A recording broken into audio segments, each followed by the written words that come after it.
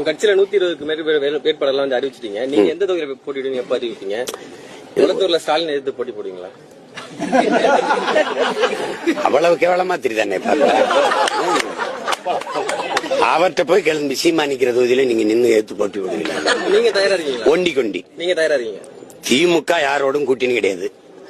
₹1 வாக்கு காசு கொடுக்க மாட்டேன்.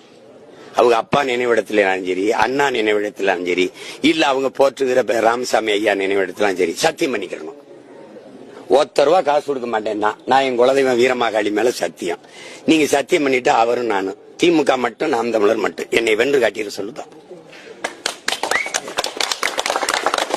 ஏன் புலி வருதுனோட எல்லாரும் ஓடியா நான் கீழே படுத்துக்கிறேன், என் மேல படுத்துக்க.